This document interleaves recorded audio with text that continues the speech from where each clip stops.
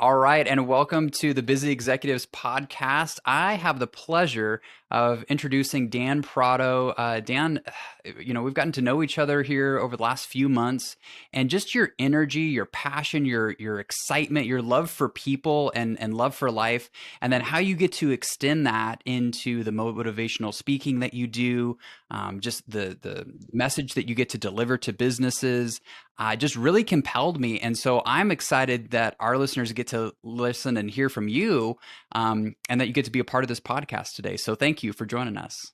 Oh, my pleasure. My pleasure, Michael. It is an honor and a privilege to be with you, and I don't say that lightly. There is something about you that is unique. And when you meet so many different people, and I get to meet so many people, I have interviewed so many people in sales. You have too. We Yeah. we meet certain people, and when you meet them, you get that kind of split second to size it up, and you're usually pretty consistent about whether you called it right or not. Now we make mistakes sometimes, but when I met you, it just clicked.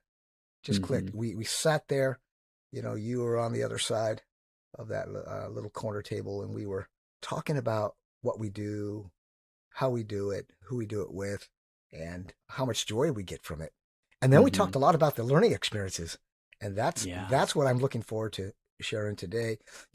I think the most important thing is to keep that creative side of what we do upbeat. Mm. It's one of the things that people forget is that they've got a lot of archaic furniture up here. Mm. And, they have good innovative ideas. They're creative, but you gotta sell off that used equipment. You gotta sell that Yeah. furniture off. And when you do that, you're able to let something new, fresh in. Now, if that old archaic furniture has still been consistent in making you a tremendous amount of growth, don't shred it all. Mm. You got That's you got to so figure that good. out. Yeah, yeah. Yeah. So Gosh. So good. I I know. love it. Yeah, yeah, Dan, yeah. again, I've gotten to know you a little bit over the last few months, but do our listeners a favor and maybe just walk us through a little bit of your journey. I know you got to share a little bit of that with me here just this last week, but just kind of what helps you not only have the vision of who you are, but some of those lessons along the way. Oh, thanks for asking. Yeah. So, everybody's got a story, and I love hearing people's stories. They're great, and I want to be asking about yours too. So you're not going to get off the hook here, okay? All right. I Sure. always say, every time, when I see you, I always think of how I answer a phone call when people call me. I always say, "Welcome to the House of Champions. How can I help you win today?" And I've I had love it. customers just say, Danny, that is so awesome. I love it. Now, I had one customer thought it was kind of corny, and then afterwards he goes, I like it. I like it.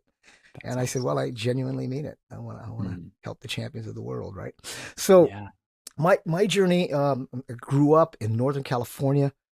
Big family of 9 kids, 6 boys, 3 girls. Mom and dad stayed together forever. Dad since passed on. Mom's still living. I get to see her when I go in for business now. She's 88, and I get to still spend some time with her, and That's it's awesome. great, because it's coming, and you value those moments, and you want to take advantage of them. So I think the thing that probably instilled me the most, my mom and dad were hard workers. Mm. My dad worked a couple jobs. He was a steel worker, blue collar guy, and just had a great work ethic. He was a former semi pro football player. And when I was a little boy, about 7 years old, and I can just picture it right now, walking into the kitchen at 4:30 in the morning, I could hear my dad. I could smell the coffee. I could hear my dad. I was standing next to a door that had the water heater behind inside of it. And I was about 7 or 8, and I saw my dad wrapping his bologna and cheese sandwiches Mm. in wax paper. That's what you wrapped it in back then. And then he had his thermos that fit perfectly into that little spot, and a little wire thing came over to keep it in there. And my dad would tell me how he's going to go to work, and the guys are going to be smelling the coffee, and the camaraderie is going to be good. So they used to carpool, and Mm. they go into Oakland, which is about 25 minutes from Pleasant Hill, where I grew up. But before Dad could leave, I would be all over it. I'd be asking him about, tell me again about the stories of when you went to school with Bill Russell, 11-time Boston Celtics world champion. How about Frank Robinson, who won the most valuable player in both for the Cincinnati Reds and the Baltimore Orioles? He used to tell me about him. Dad, tell me. And he goes, well, I ain't got much time, but I'll tell you. So my dad sort of drilled this into me a little bit about, high achievers. If you're going to be a great athlete and you want to be a good athlete. And I told him, my dad, I want to be a good baseball player. I want to play Major League Baseball for the Baltimore Orioles. Right? It's just a dream, but it's good. Your kid's got to have a dream, right? Of course. So, Yeah. Yeah. So my dad said one thing that resounded with me more than anything. He said, Danny, you're going to have to out hustle everybody. If your coach tells you to do this, you're going to have to do more, because that's what it's going to take. And years later in the business world, I came home one day from work and I always did my follow up when I got home. And I was going through some stuff, and my wife is a great support system. She's so awesome. I get home and I said, I need a half an hour to do my personal growth stuff now that I'm home and relaxed. And I listened to half an hour of Jim Marone, and he said it. And I thought, that's my dad. He said, always do more than what you're asked to do, so that someday you're paid more for what you do. Yeah. Gosh. And I get goosebumps thinking about it, because when you expand yourself beyond your current capacity, that's where the growth is. That's where the value is gained. And I'm not saying, workaholic, work, don't care about your family, don't care about anything else. That's just garbage. I think what a sad thing that is. Yeah. You're not going to get that back those times with your kids, right? And your wife. So, yeah. So anyway, I did it. I went on to Diablo Valley College, which is a junior college, and I wrestled for that college. Yeah, and I want to tell you a story, because, people may be thinking, hey, Dan Prado's going to tell me about some of the things that he did. And, he was a champion here, champion there. I got humbled one time in such a funny, unique way. It was so embarrassing, but it was just so good for me to go through it. So one day we had a lot of great wrestlers in that room, and we had a gentleman that came in from the national team of Iran, and he was an international wrestler, and he had just moved there. So we let him in the room and let him roll around with us, and he was phenomenal. Oh, wow. He was tough. So anyway, one day I come into practice. I think it's my second year. And I was doing okay my second year. My first year I struggled because I was a little bit on the light side, 115 pounds, 116 pounds. The lightest weight class was 118 pounds. So you got to realize that I was going to be going against guys who were cutting down from 135, 130, and they're stronger still. But I was quick, fast, and I just had to try to out hustle them. But I used to get muscled around. But anyway, this is wild. He comes up I told him one day, I said, I think my arm's hurting. I'm over here going like, oh, my shoulder, coach, And I was making an excuse that day. I'm not going to kid you. I'll be straight up. I was making an excuse. I just wanted time off. You wanted a break, right? You're just like, okay, how can I get out of this? Yeah, my middle name became Wimp. I was Danny Wimp Prado. So Michael, what was wild about it was he comes up to me and goes, so what's the deal? And I said, well, it's kind of hurting right here. He goes, like right there? He's like, right there? And I said, yeah, right there. And he goes, I'll be right back. He goes to the first aid kit, comes back, and puts a Band-Aid right on my shoulder. Oh, man, I'm telling you, you think I'm small now. I felt like I was about 2 feet tall. Embarrassing. I looked him right in the eye and I said, all right, coach, I get it. And he goes, get back in there. Yeah. Isn't that something? Wow. The little moments that, go ahead. No, I just love it. I did not mean to interrupt you. I love that that's such a strong memory for you, because I think, we can focus on all the pinnacles, right? All the peaks, all the wins, and you've had obviously a very successful collegiate career and now professional career. So you can look at all these mountaintop moments, and yet that's which I think speaks to your heart too, of the challenges, or in that moment, the humbling of, okay, I'm humbling. This is gonna make me better, right? Man, feathers and everything, humble pie, and I was eating crow that day. My dad used to have a famous line, "Eating crow today, you're eating crow." So I went on to Chico State University, and that's what really wrestling kind of kept me in school. I have to be honest about it. And I love to compete, and I wanted to see where it take me, and ended up getting a Bachelor of Arts degree and phys ed and history minor. And now that I think about it, as I reflect, I learned, I learned a lot. However, I think I've learned so much more after I got out of college. Right, Mm. the Mm-hmm. real world, the real life. The things that matter the most. So let me share Yeah. this with you, because this is very poignant. When I got to Chico State University, again, I was lightweight, but my coach wanted me. He said, "Hey, go to Chico State. You can still wrestle. Armin Brett's a great coach, and Armin is a super nice guy, still alive, California Hall of Fame wrestler, just a super guy, small guy like me." Hmm. And he was just so never. The nice thing I liked about him, and I don't know if you're like this or people like this, but they never get too high and they never Mm. get too low. Mm-hmm. Armin always had that even temperance. So Mm. after my first year, I was still light. I tried to eat. I tried to get up to 118, and I'd weigh 117, 180. I was just not heavy enough. Now get a load of this. This is a defining moment. Right after the season's over, he saw me at school. He looked me in the eye. Says, "Danny, I like you. I think you're going to be a great wrestler if you want to be." He said, "But I want to tell you something. If you don't come back weighing 135 next year, you will not make this team, and this is your last year." Wow.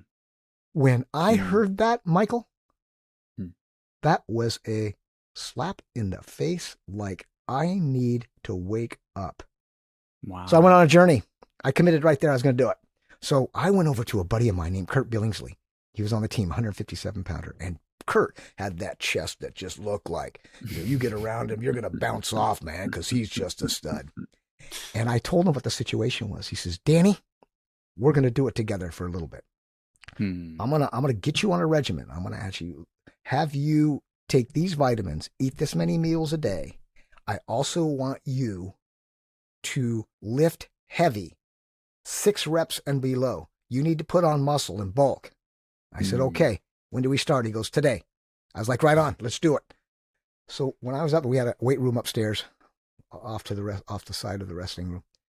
Michael, I'll fast forward. I did it. I Wow. did it. I came back, and my coach saw me signing in for classes, and he saw me outside in the line at Acker Gymnasium. And he came up to me and he says, "Dan, wow, look at you." He goes, "You listened to what I said." I said, "I did, coach. Thank you very much for letting me know." Well, that year I went Wow. on and made the NCAA championships. I did an All American. Wow. And, not All American was kind of very disappointing. It's kind of neat when you're down there. We were down there on the arena at California Davis Rec Hall, Hmm. and it's like a pit. It's like being in the Colosseum of Rome, kind of that feeling of, you got all the gladiators down there warming up. And there was about 300 and something wrestlers throughout the country, and we're all drilling for the first round, second round, for the first round bouts to start. And all of a sudden, that coach, Bob Erickson, that put that Band-Aid on me, Hmm. he taps me on the shoulder. I didn't even know he was there. I was drilling with Adrian Levexier from San Francisco State, and we're getting warmed up. And he says, "Tap." I turn around, and he looked me right in the eye, put his hand out, and he said, "I always knew you would make it, Danny. Hmm. I always knew you'd make it." Wow. And that stayed with me forever, because when someone believes in you that much, it is amazing what Hmm. you can do after hearing it. It takes you to Gosh. places you've never been before. And that was a Hmm. defining moment. Wow. So it ends. I'm like, what now? I got 1 year to finish up my degree. Next thing you know, I take a boxing class. Like, what the heck? I had done a little boxing when I was a little kid. My dad, always had gloves, and we'd get the neighbors and we'd have some fun. And my buddies would come after school and we'd duke it out a little bit. And they're just little kids. Hmm. But I knew how to use my hands. Wrestling helped me quite a bit. That's an area that paid off handsomely. I was always in good shape in wrestling. I put in my miles. I prepared. And there's a lot of similarities when you look at the stances. When you look at a boxer, how he stands, right? And then you look Hmm. at a wrestler, how he is with his hands out here like this. And then he's like this, the Hmm. boxer, and he's in there. A lot of similarities. The only difference is you're reaching and trying to grab somebody's leg and take them down versus Wow. knocking somebody down, setting them up for a knockdown. Hmm. So I took this class. All my friends come. They're like, "We're coming, man. We're going to come afterwards. We're going to have beer. And we're going to have a good time. We're going to have a great time." I said, "Okay, man. Okay." Well, the night, 15 minutes before the fights are going to start, there's probably 500 people there watching. That's how you got your credit. You get one unit. Mm. That's how you got your credit for the class. Mm-hmm. And it was a fundraiser for the school. So anyway, I get out there and my guy doesn't show up, and I'm not happy. I'm like, my Mm. buddies came out here. They're going to be I'm like, well, man, Danny, we drove 3 hours. And I'm like, my friends were Right. great. So I went up to George Medeiros, the boxing guy, coach for our class. And I said, George, my guy forfeited. Is there anybody else that forfeited? It didn't show up. He goes, oh yeah, 145 pounder. Diego Pacheco. He's, you fought him before. You know how tough he is. And Diego would get the best of me in our practices, Mm. but just by a little. Now he weighed Mm. 22 pounds, maybe more than me. But my hand speed was good, and he had more power. But I held my ground. You might say, Michael. So I held my ground. Yeah. Well, I said, I want to fight him. He goes, you sure? I go, I want to fight him. Well, that night I beat him pretty decisively. And he was a nice guy. We gave each other a hug at the end of it. And when I got my hand raised, I came right back to the corner, and they were taking my gloves off. Two gentlemen stuck their head inside the ring. Rick Payne and Stan Parrish were two real estate gurus in the area of Chico. And they were the boxing coaches. And they had a pretty good team. And they put their heads in, and Rick Payne looks at me and says, hey, Prado, how'd you like to fight for the college team? I said, well, thank you anyway, coach, but I'm finishing up on my degree, and I'm going to get on with coaching wrestling and possibly teaching, and that's what I want to do. And he looked me right in the eye. He says, how'd you like to be a national champion? And I said, when do we start? Mm. That's Right? all it took. That's all it That's took. all it Now, took. when you Right. say that, Mm. you have to know that you just Yeah. decided you're going to commit to it. And that was Yeah. the best part. I committed at that point. I committed to that sport. Yeah. And it was a short span, only 4 months later. I think 5 months later, I was in Philadelphia, Pennsylvania. The heavyweight champion of the world at the time was Larry Holmes, the Easton assassin, one of the quickest jabs of any heavyweight in the boxing world. Larry Merchant, who still does a little bit of HBO. And Barry Tompkins was a local sportscaster out of the Bay Area. And matter of fact, which is kind of funny, 10 seconds before the fight, I look over at Barry Tompkins and I says, I miss seeing you in the Bay Area, Barry. This is 10 seconds before my fight. And my coach kind of looks at me like, what are you doing? I said, he goes, you feeling all right? I go, I feel great. And, I went on to, I wasn't even seated. And the first night, they just booed me. Because we're in Pennsylvania, Westchester State, Pennsylvania, just outside of Philly. And here I am, one of, there were 5 or 6 of us from the Pacific Northwest, Nevada, Reno, Northern California. We're trying to fight. These guys back east, they're tough. They're tough. Yeah. They're disciplined. And so that night, I fought a guy named Tim Freimeyer from Lock Haven State, and I beat him.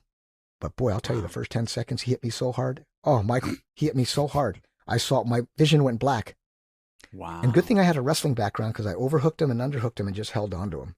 And I gathered my mind and went on to beat him pretty unanimously. And then the next night, I'm up on Hollinger Fieldhouse, and now the crowd's coming. Now we're talking 5 or 6 or 7,000 people. They're filling in the stands. Now you see all the lights off to the side on the top deck where the indoor track is.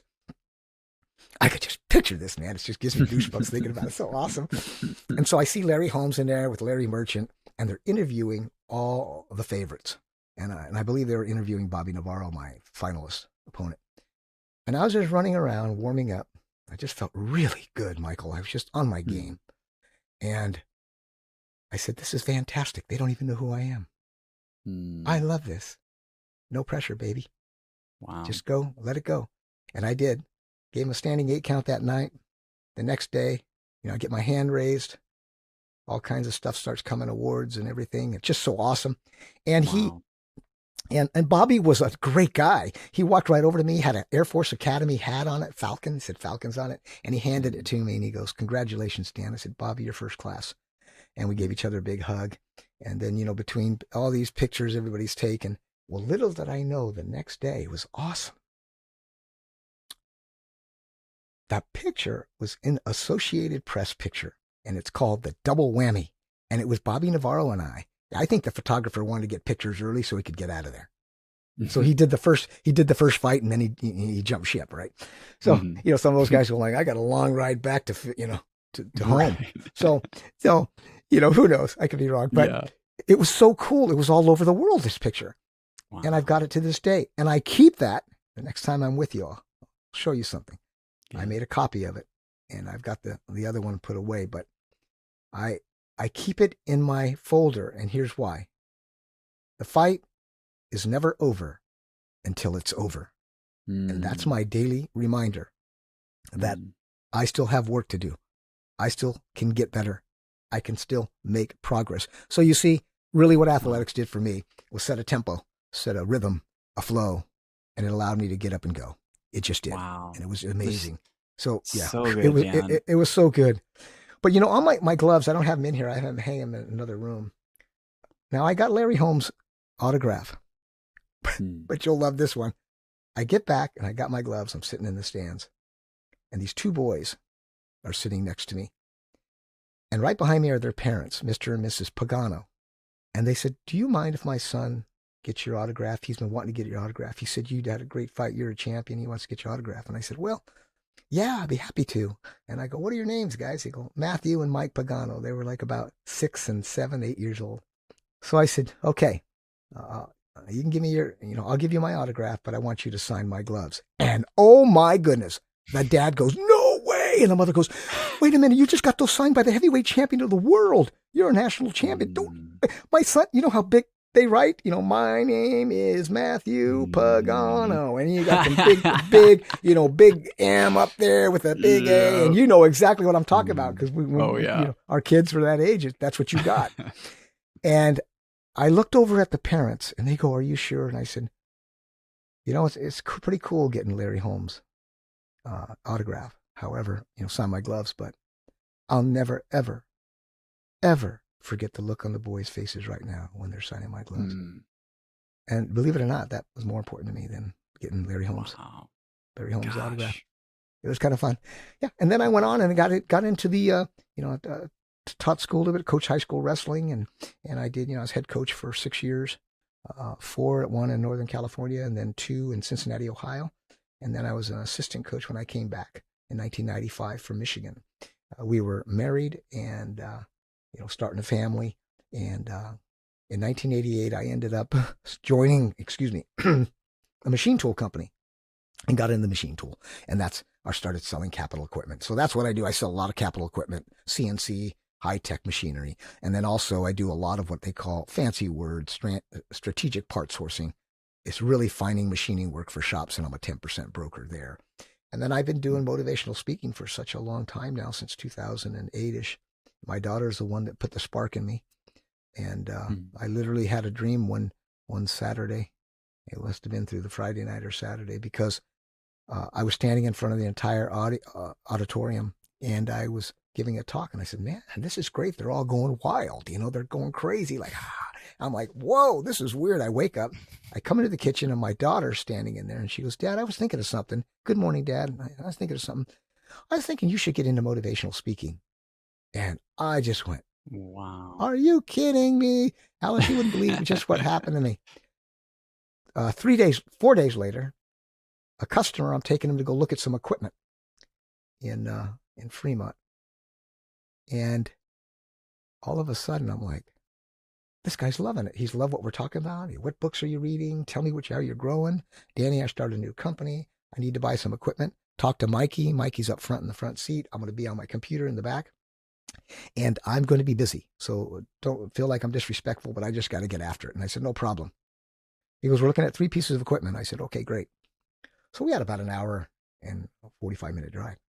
So all of a sudden, Mikey, who talks like Joe Pesci, is it funny? The Portuguese guy, and he's a little smaller than me, and he goes, "Hey, Danny, hey, Danny, hey, Danny, I want to know, hey, what are you reading right now? Come on, get right to it." And I started laughing. I go, "Mikey, I'm reading this book called uh, The Little Red Book of Sales by Jeffrey Gitomer." He goes, "Okay, Mm. get to it.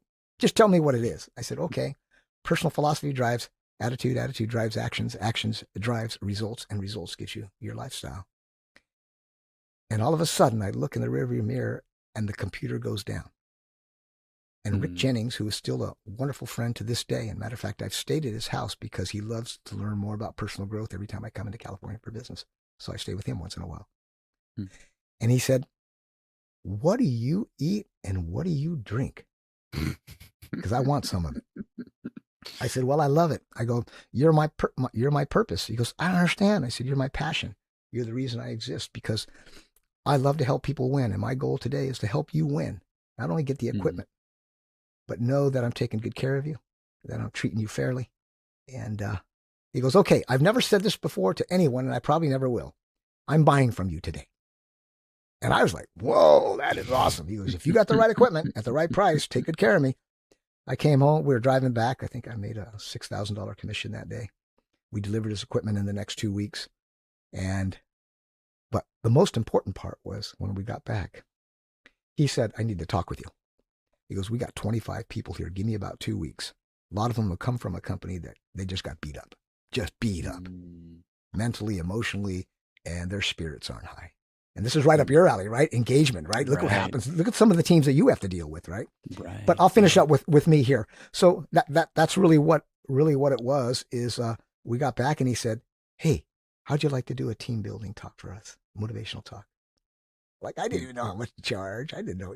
I just go to Google when I get home. I go, I don't know, What is this supposed to look like? Yeah. I mean, I believe I'll do a good job. I just don't know how much I'm supposed to charge. Right. That insecure feeling. But it all worked out, and that was my very first talk. And then I went up to Sonora that like 2 days later, and a guy that always wanted me to do motivational speakings, I came up to him, I said, hey, Bonnie, Bonifacio is his name. Galvin fly reels. They manufacture freshwater, saltwater fly reels. He says, he goes, I said, hey, I did my first motivational talk in Turlock for a company called Mid Valley Seals. And he said, when you doing one for us? He goes, can you do it Saturday? We're going to Minneapolis for a show. And this just started happening. So you see what happens? Yeah. Success is what you attract by the person you become. Jim Rohn. Yeah. Success is what you attract by the person you become. If you create value, you add something to the menu, people are going to eat a delicious meal and be very happy about it. Man, gosh, there's so much there, Dan. I love, obviously hearing your story, but a couple of things jumped out at me that I want to make sure that I kind of hit home for our listeners, because this is what impacted me the most. Obviously you had some incredible mentors along the way, right? People who saw something deeper, starting with your dad and then obviously your coaches, and you saw, you had people in your life who saw something deeper in you than you even saw in yourself.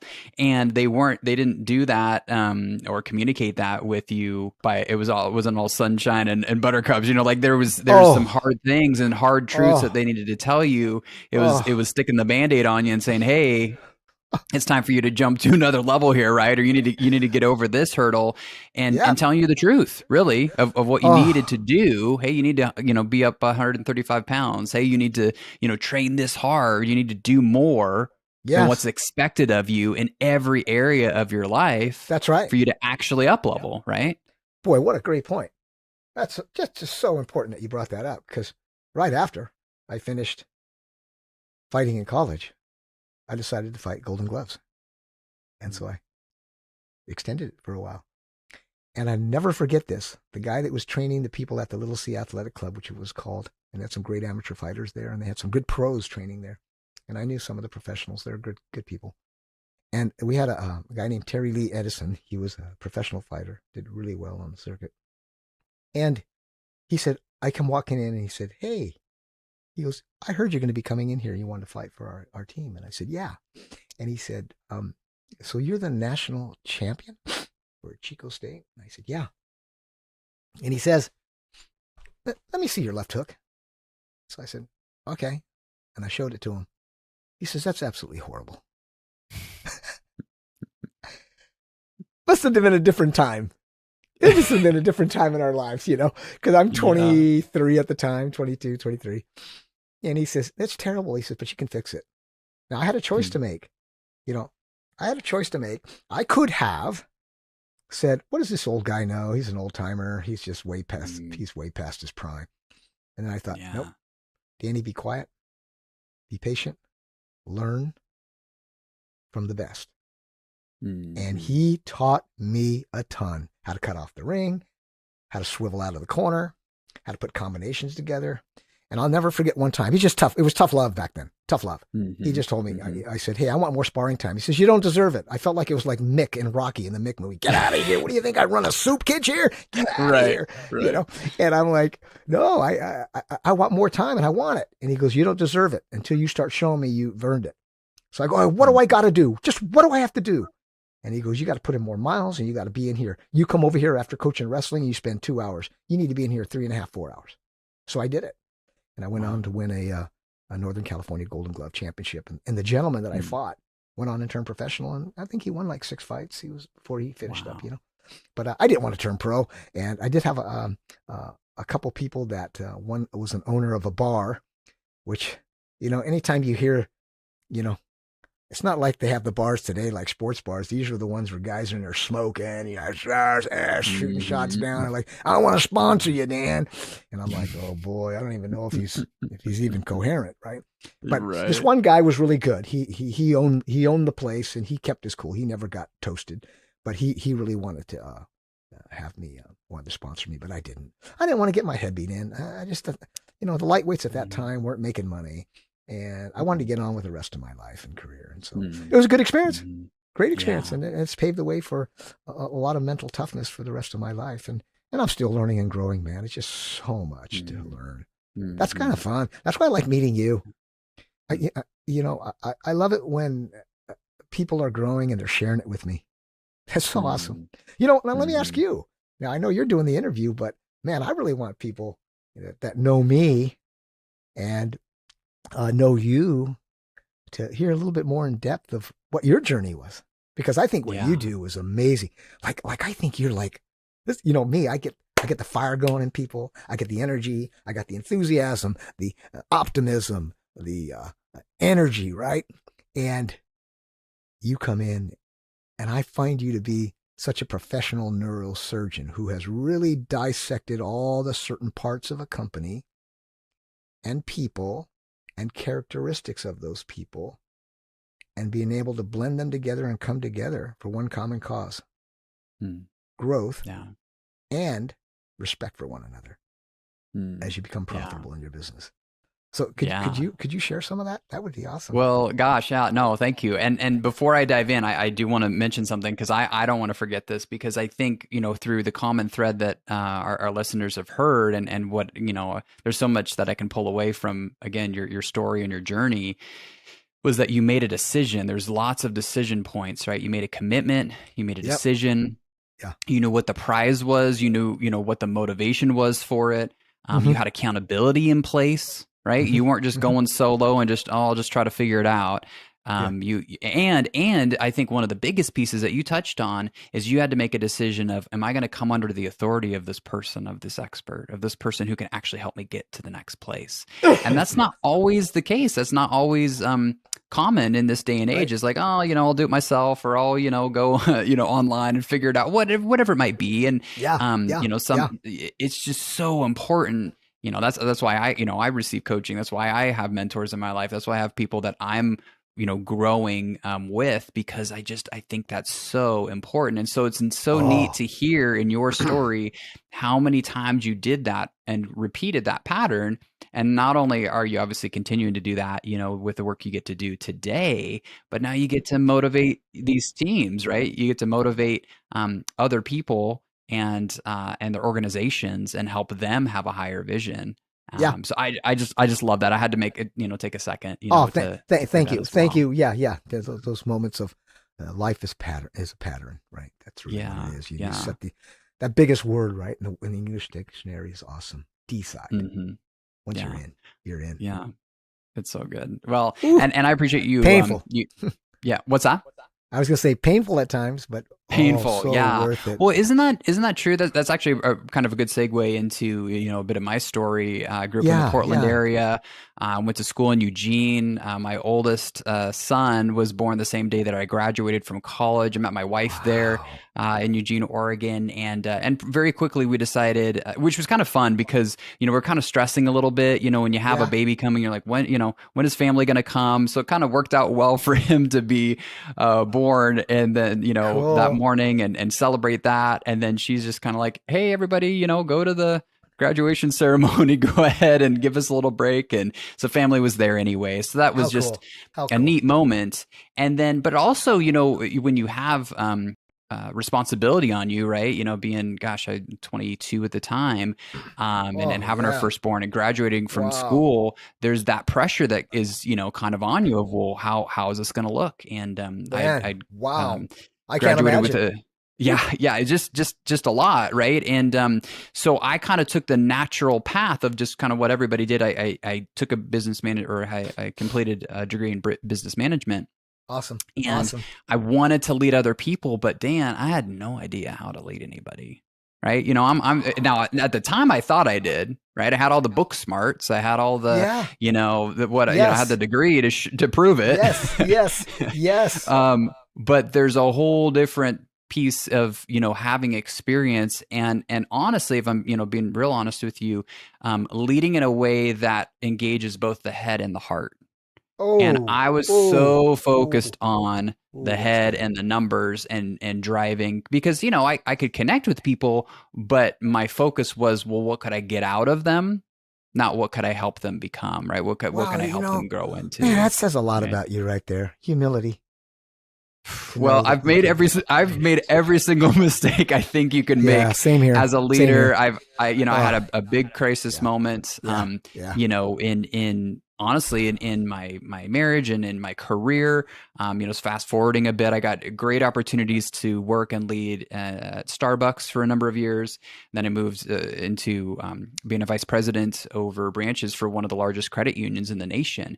And so I learned over time, obviously, what didn't work, which is a great teacher. So when you mention pain and failure, I think in the Yeah. moment it's so easy for us to get defeated, or if perfectionism is a part of any part of you, it's really hard to say, gosh, it stinks to fail. But gosh, what a great teacher.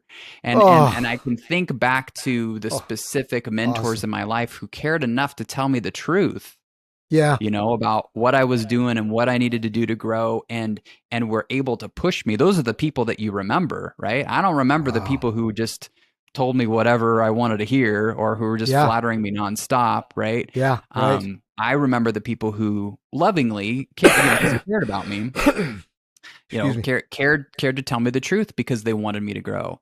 And so Yeah. that really stuck with me. Perfect. Yeah, and so I got to build teams all across the Northwest. Mostly in Idaho, and just being able to grow those teams, I started seeing patterns. I started seeing, wait a Ah, second, yeah. if I do it this way, number one, leading with that head and heart, there's specific ways that I can motivate teams. And there's specific ways that I can motivate leaders to help maximize the work that they do, because I truly believe that everybody does want to find purpose in what they do every day. They want to do, by and large, a Yes. lot of people want to do a really good job.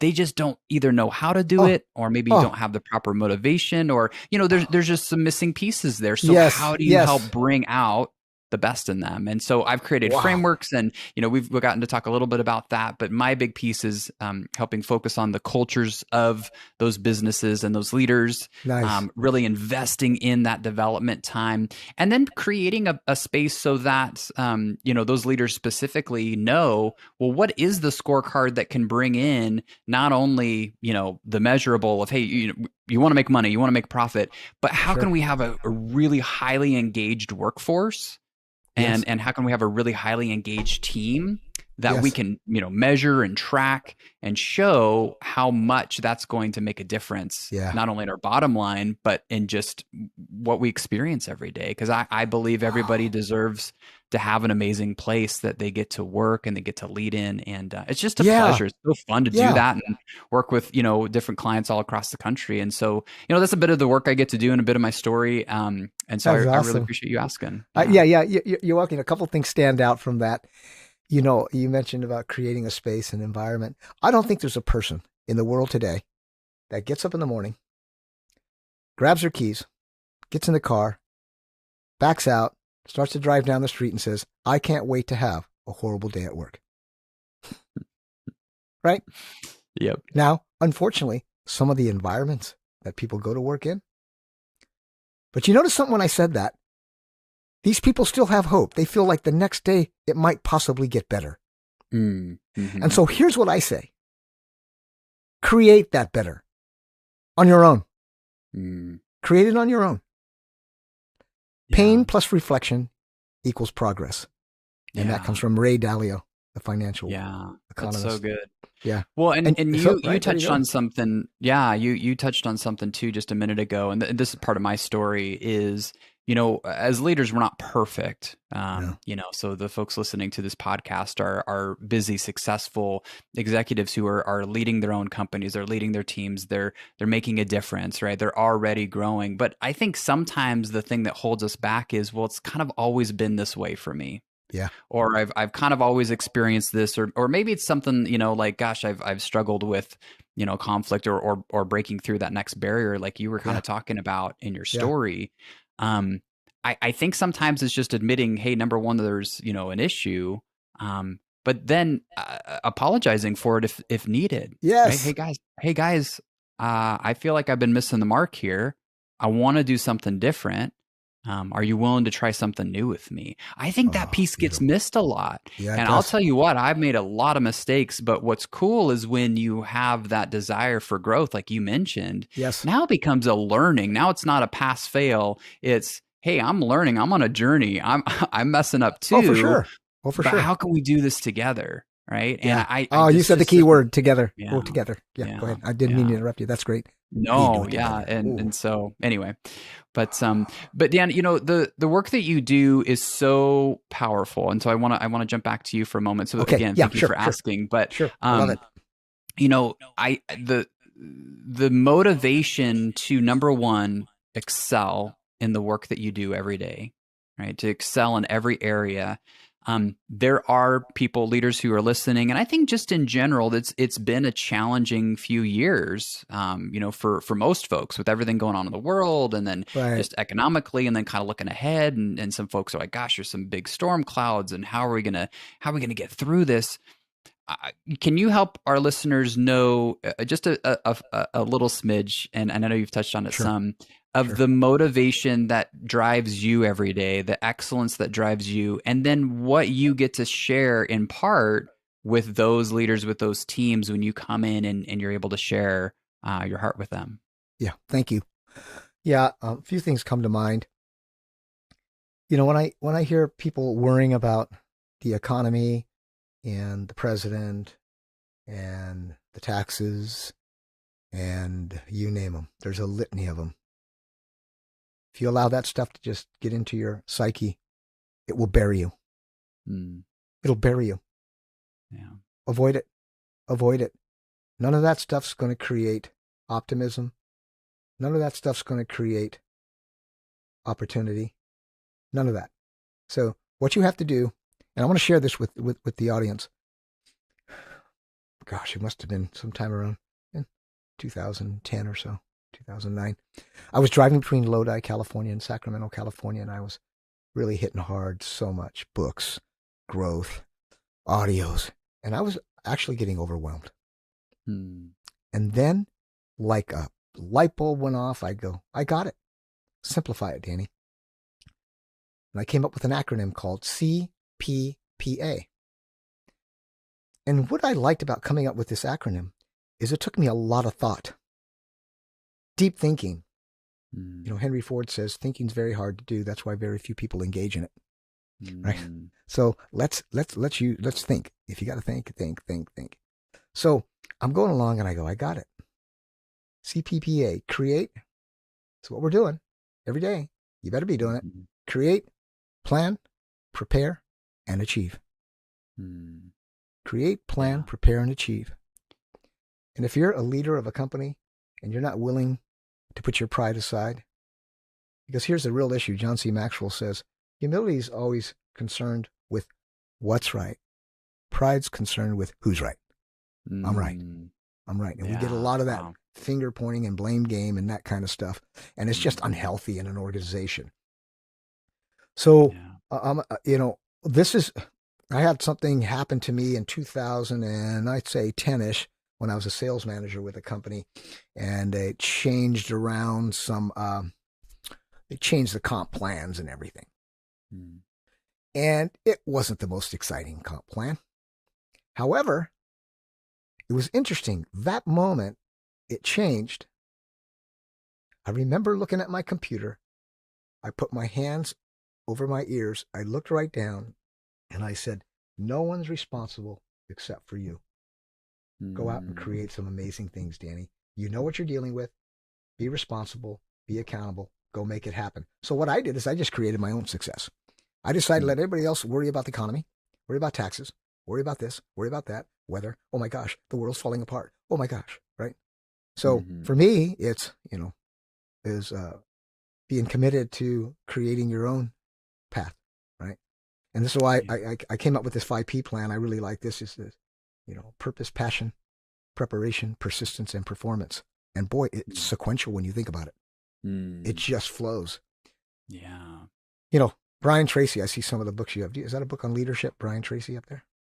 I don't know. Yeah, It I've looks got a few pretty good. different Yeah, books up yeah, there. yeah. I got that same John book. Gordon is two of Yeah, them. yeah, Yep. yeah, Yep. yeah, yeah. So, one of the things I like Brian Tracy a lot too is I look at you got to be purposeful in life. You got to have a purpose. And I mean, you got to have one. You need it as Mm. much as human beings need food, water, and air. You got to have it because that Yeah. purpose will drive your passion. And if you're passionate, oh my goodness, you'll prepare like no other. Back to the Mm. sports. You have to prepare. You got to run. You got to do the workout. You got to do the exercise. It's painful. It hurts. You got to do it. You got to do it. You got to do it, Mm-hmm. and just commit to doing it. And don't do the blame game. And when you're able to do that, here's what happens. If you're so purposeful, passionate, and prepared, when an obstacle comes up, you're gonna go right through it because Mm. you got so much momentum. Big Mo showed up, and you've got so much momentum. It's going through. And then Yeah. you get to perform at your highest level. So Yeah. my Gosh. tip to so I like what you get into really the nuts and bolts of a lot of things, and this is what intrigues me the most about you. Other than just being a genuine guy and just being nice to talk with and get to know, is that I read your stuff.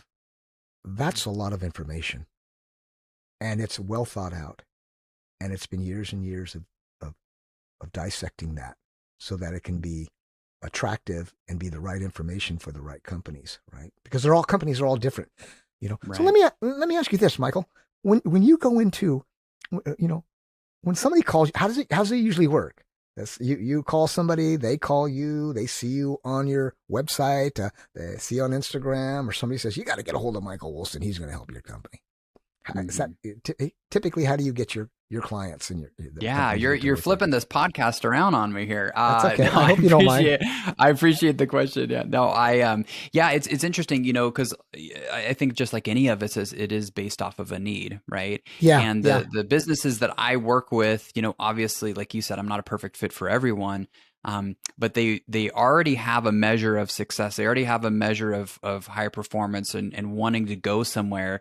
But there's one piece that's off, right? There's some ooh, conflict maybe that's going on yeah, within the organization, or gosh, we feel like we're not quite getting there when it comes to our sales and service, or gosh, yeah, it's yeah, really hard to get any momentum or any excitement around what we're doing. So our engagement, people are here, but our engagement is just not where it should be. Or yeah. man, we have some plans, some ideas, but we just are struggling with how to set up the framework for development. And one of my clients is one of the top agents for their company in the entire state, and is just incredible. And he was like, "Hey, Michael, I want you to come in to help us be more effective so that this becomes a pattern. It's not just like a one and done, Oh, so good. so that's what the best do." And it kind of reminds me of what you mentioned when you took that first punch, or that first punch got you, where you kind of like, it shook you back, and your Ooh, training is what yeah, kicked in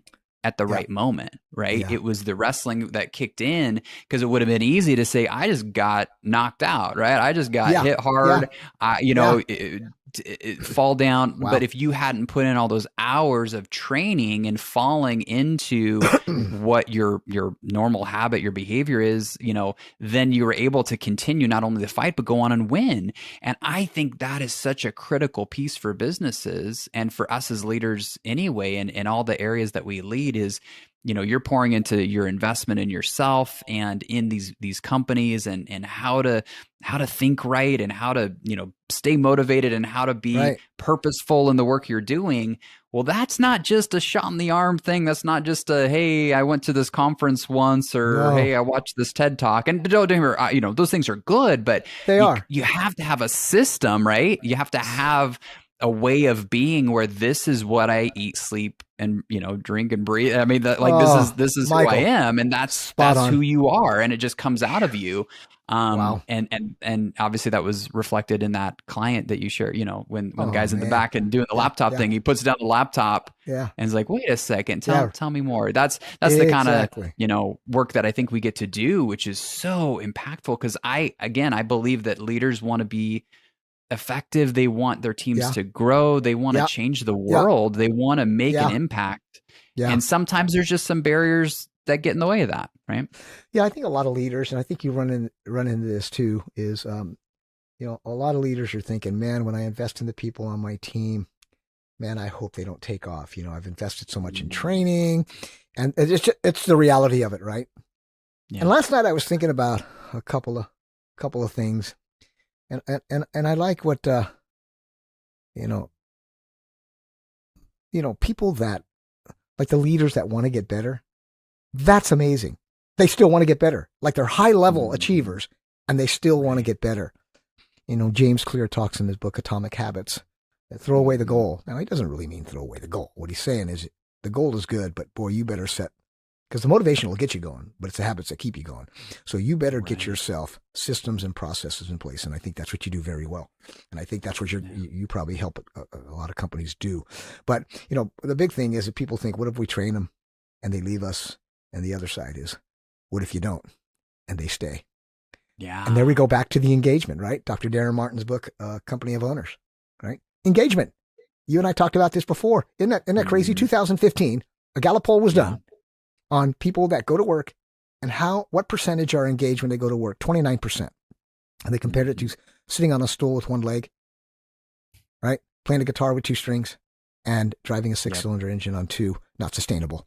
Not sustainable. When you look at manufacturing companies and what they do to make a product that is long lasting and always evolving. Now there are legacy products that stay in a manufacturing company for, it seems like, forever, but Mm, it's an evolutionary thing. You've got to continue the growth. And this is why they right. have all these certifications, like for the medical industry and the aerospace industry, semiconductor, just so much going on, government, ITAR, and, ISO certification, all these things. And what they're saying is document what you say you're going to do, and then you better do it, right? Yeah. Document what you're going to do, and then you better do it. But the Mm, leaders that I love are the ones that say, hey, everybody in this room, and I mean everybody, myself, and I'm number one on the list, I can still get better. So we're going to continue our mm, educational growth plan here at this company. We're going to have seminars done. We're going to do quite a few things. I'll tell you the biggest thing in companies, and I see hardly anybody do it. It blows my mind. It just blows my mind. I go to these companies and I don't see one library mm, inside the organization. yeah. What a tragedy. It's so Now, true. maybe Yeah. ownership says, well, maybe it's on them. They got to go home and do it. And it is. If somebody wants to grow, they'll grow. If somebody wants to win, they'll find a way to win. If somebody wants to compete, they're going to find a way to compete. They're going to do it. Mm. So I was doing a talk for Santa Pac Corporation, who does a lot of on-site waste uh, products. They make these amazing machines and autoclaves. And so I got to know them because we were a company I was representing, and we were doing their hubs and spindles for the autoclaves. And it was good orders. I mean, we were making, they gave us a lot of POs and some good large ones. And so great company. And that's where I met a gentleman named Roman Flores. And Roman was a personal growth student of mine from like 2009. I'd come in and hand him these sheets from Jim Rohn and Brian Tracy and Zig Ziglar and all these things. And he goes, I love this stuff. He goes, you come in here, you don't even try to sell me anything. You just want to help me grow. I said, what do you love to do, Roman? He goes, I love financing. He goes, I'm a purchasing agent, but I love financing. I said, do you do some of that on the side? He goes, yeah, I do my own personal for people. I run their financial plans. He goes, my goal is eventually to get into helping this company do their 401ks and all that. And I said, hey, that's great, man. I go, just do it. You can do it.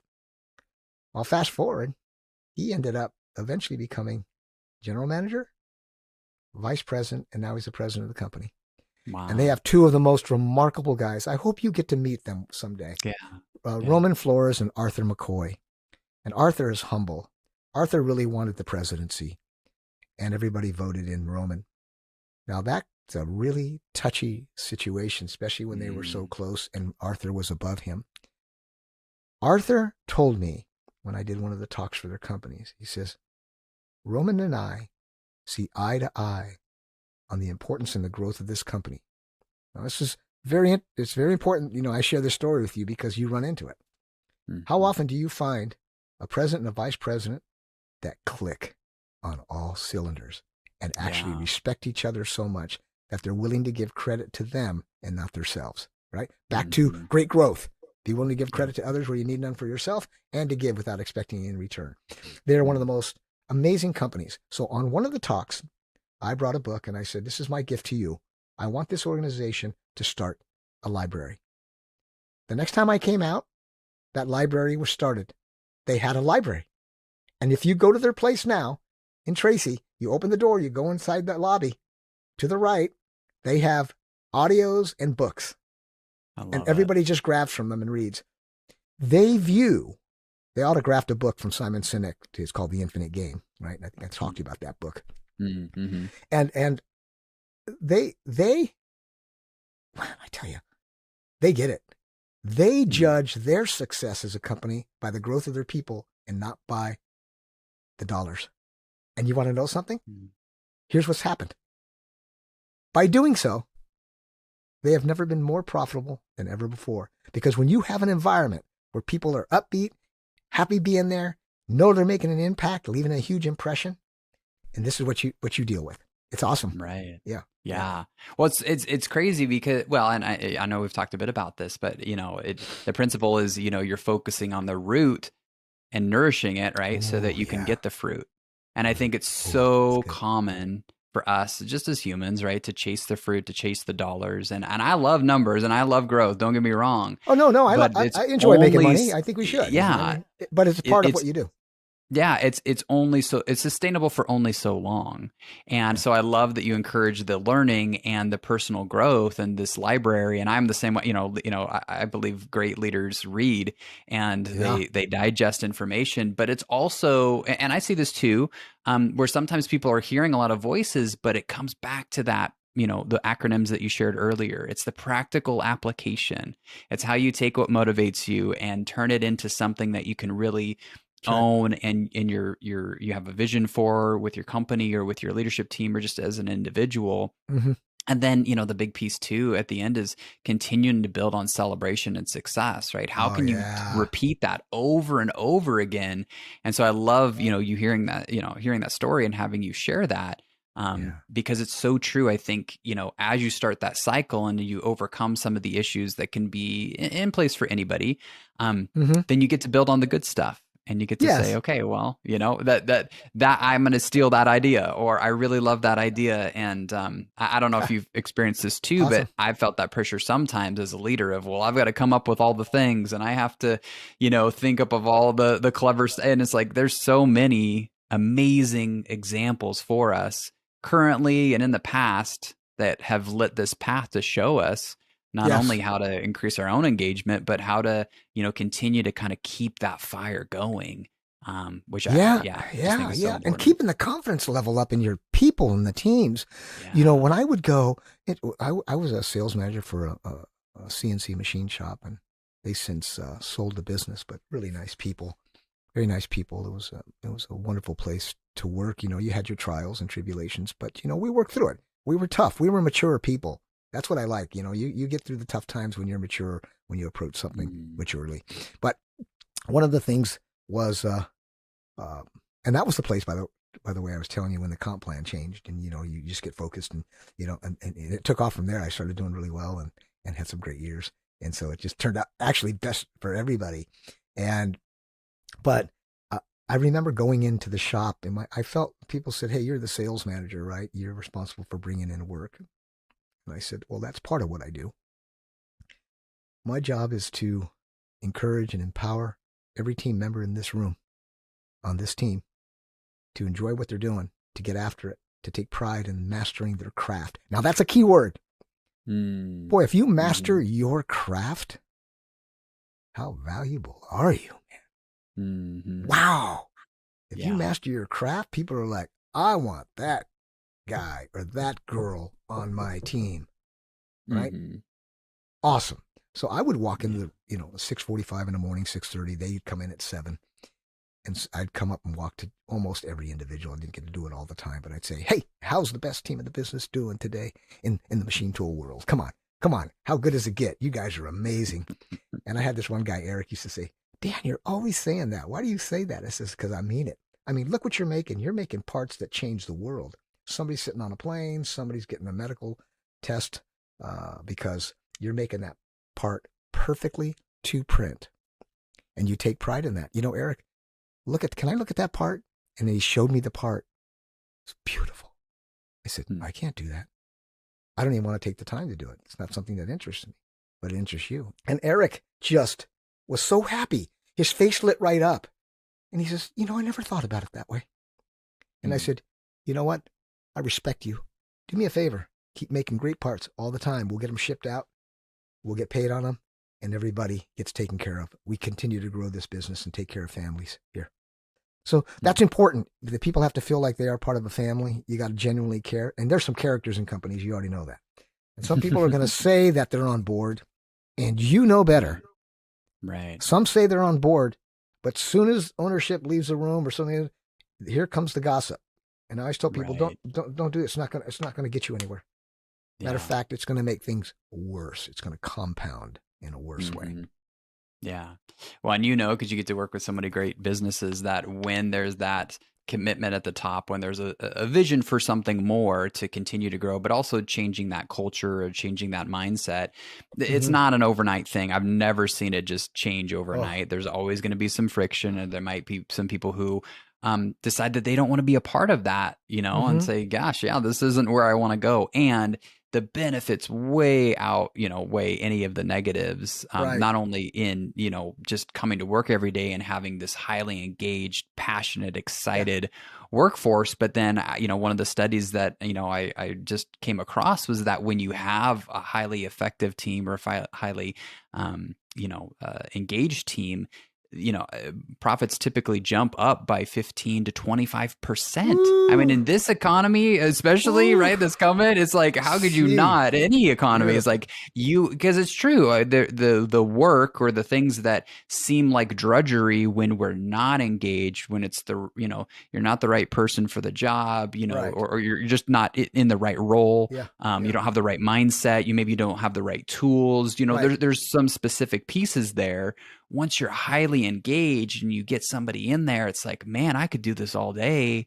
Yeah. It doesn't even almost feel like I worked, I Yeah. did hard Yeah. work, but it's just Yeah. a Yeah. whole different energy, right? And Right. that's the Right. part that I think is so cool when you kind of find that sweet spot, which is why I love talking to you, because it's just like, man, I know that I could talk to you about this for hours. Oh, I could too. And It's crazy. yeah, It's crazy. and so yeah, I've learned but so much. I think of the reason that things that you have to deal with, and I had to deal with in a company was, if you tell somebody they can be an expert at something if they just practice 10,000 hours or 7 years straight, They're going to go, it's going to take that long. You mean it's going to take that long? Because here's what people want. They want the expediency factor. Right. They want it now. And they don't know how to avoid the path of least resistance, right? And when you get the path of least resistance, you go down this yellow brick road and it spells mediocrity. Mediocrity. Yeah. Right? That's what it spells. Yeah. And that's not a road I want to take. Who wants to be mediocre? Because it's a lot of hard work to commit. And going back to that word, decide, just commit. So if you decided and you committed to it, you'll go on the journey. People will go on the journey with you, Michael. And they should. Yeah. I think they need to give people like you time to let the systems and the processes work. And then you start seeing, you've had it. You wouldn't be doing it if you didn't have your success stories. And I'm sure you've had some fall right back into their old ways. And it's very human nature. They go right back to the pigsty. Yeah, and hate to say it like that. But no, and it's true. I think that can be true for us in so many different ways, right? Personally, professionally, and relationships are sticky, and But I think there's a lot of hope there too, which I love. Where just jumping back to what you've mentioned, and then obviously the work I get to do of man, you are motivated, you're committed, you have the why, you have the purpose that's set in stone. And then you have some accountability, right? Whether that's, outside of your organization, you or myself coming in and helping kind of, keep that process going for leaders. And then that big one of, man, how do we celebrate? How do we make sure that these wins, these things that are happening, because I believe success builds on success. And like you touched on it earlier, right? Failure can build on failure, and you can go down a really painful spiral in any area of life and kind of stay, like you said, in the pigsty. But gosh, it's so much more fun to slowly start making the changes that need to happen. And it just is incredible how any area, right? Our health, it could be with our relationships with our family, it could be with the culture of our team. It doesn't take as long as I think a lot of us think when we're in that spot, but how fun it is to see success build on success and grow. And then you sit back and you're just like, I can't believe where we were a year ago, where we're at today, or even 90 days. I love focusing on that 90-day time frame, because you can make a lot of changes. Yeah, you can. That's a good number. 90 days and really be consistent in, like you said, committing to something. And then it really becomes part of who you are. Good. And so, I love talking to you, Dan. I like I said, I love your celebration. We could probably talk all day. Yeah. I love your celebration. Well, here's, and I know you know this too. We don't celebrate enough. You talk about this a lot. You help people win at the game of life. Well, if you don't know what what the prize is, and you don't know how to get there, and you know what you're celebrating, then it's kind of hard to win, right? So Michael, I love that you focus on that and help people win, personally and professionally. And I probably, wow. Go ahead. I have a habit of cutting people off. I'm sorry about that. No, go ahead. Feel free to share. I probably should have, at the beginning, but it's here now. You brought up something. I like the idea of celebrating, right? I really do. Because, you work hard, you do all these things, and you don't take time to celebrate, right? Because that's the joy, the fulfillment, the enrichment of something. And so I admire you bringing that up. I was in the backyard one day, and I was writing out my own personal philosophy, because Jim Rohn said you need to do that. So I figured if Jim Rohn was an expert, like Brian Tracy says, if you want to be an expert at something, study the experts. There you go, right? So I wrote it out. I got a little bit of it from Jeffrey Gitomer, and I kind of played with it a little bit. But I have a fourfold philosophy, and that is to, 1, empower people to see themselves and others better than they are.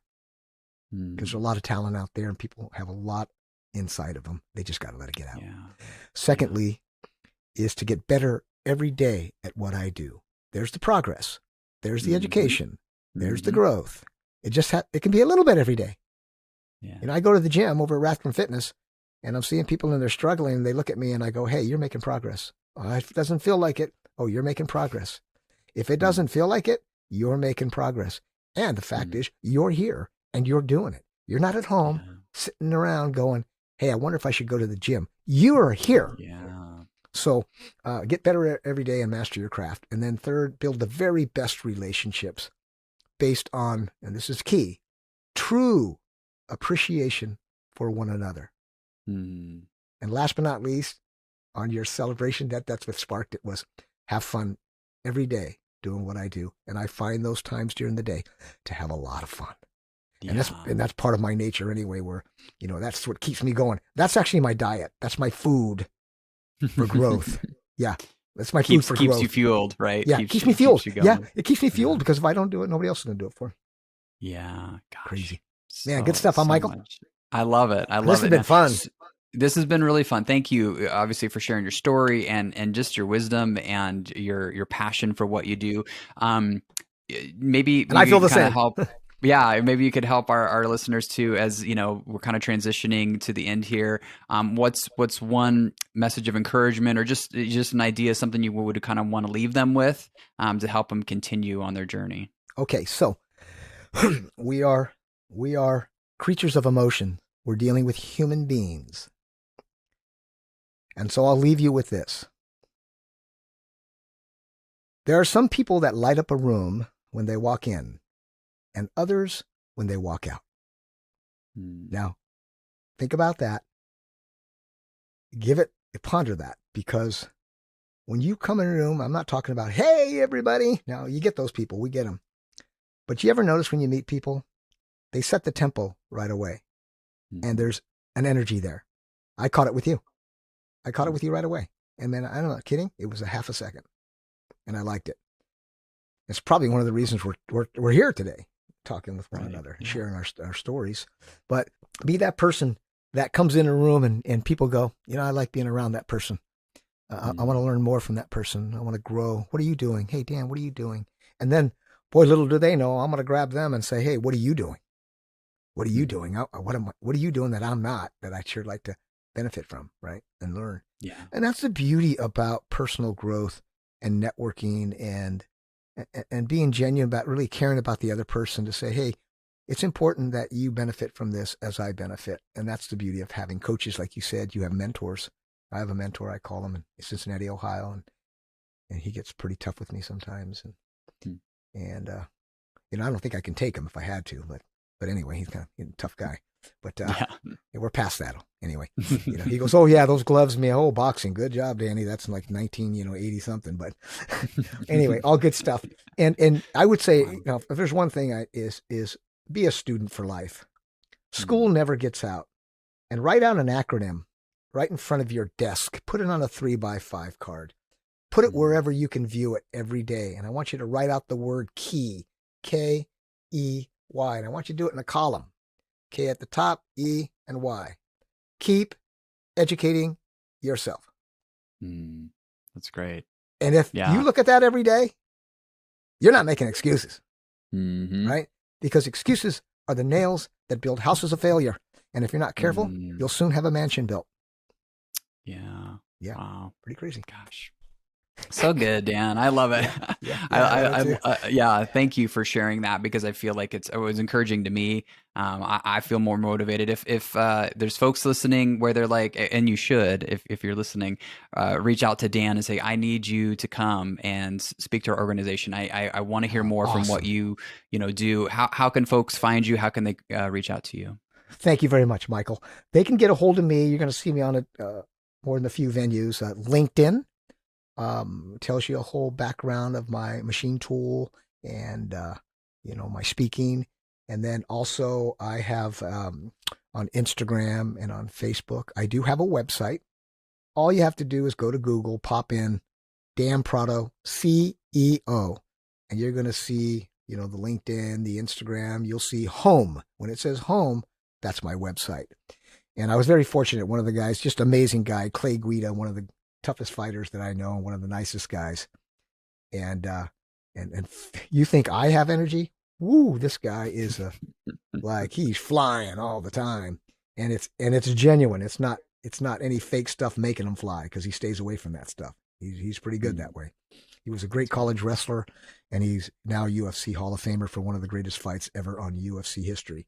And he was even cool enough one time, he called me up and said, hey, help me write my speech for my Hall of Fame speech. And I remember I go, let me hear your speech. I go, I wouldn't change anything. Speak from the heart. Mm. I go, I might add one here. I'll add this. And he goes, good, right on. He calls me Mr. P. Thanks, Mr. P. Yeah. So Wow. they can find me there, and you'll Mm-hmm. see some pictures, some companies that I've done talks with. I really care about what I do. I really enjoy it a lot. But the most important thing is I want teams that I meet with to be empowered to take the next step. And then really, and this is where I think is very important before we leave each other here today. What I bring is a certain expertise. And what you bring is an amazing expertise. And what a conduit it is to one another. It's the conduit. It's the very life, the blood, the existence of companies, right? That keeps the heart pumping. I can ask them to challenge themselves on a personal level in order for them to grow professionally. And then here comes Mr. Michael Wolsten, and I think that it'd be a huge benefit for them, is they're going to get the teamwork. They're going to get the leadership. They're going to get the engagement. They're going to get this. Now, a lot of what we do kind of overlaps, right? Kind of overlaps. But again, I think I get them to the surgery table so that they can cure whatever issues they have, and then you start working your magic.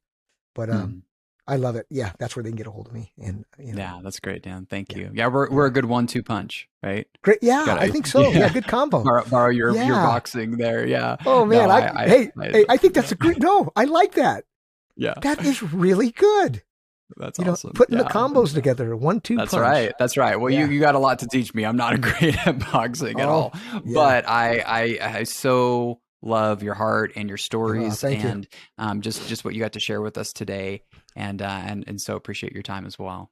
Awesome, Michael. Okay. Awesome. Well, listen, until we meet again, I always say keep winning in the game of life, and keep doing what you're doing, man. You're doing amazing things, and I'm proud of what you're doing, accomplishing, and how you're building teams and creating so much synergy.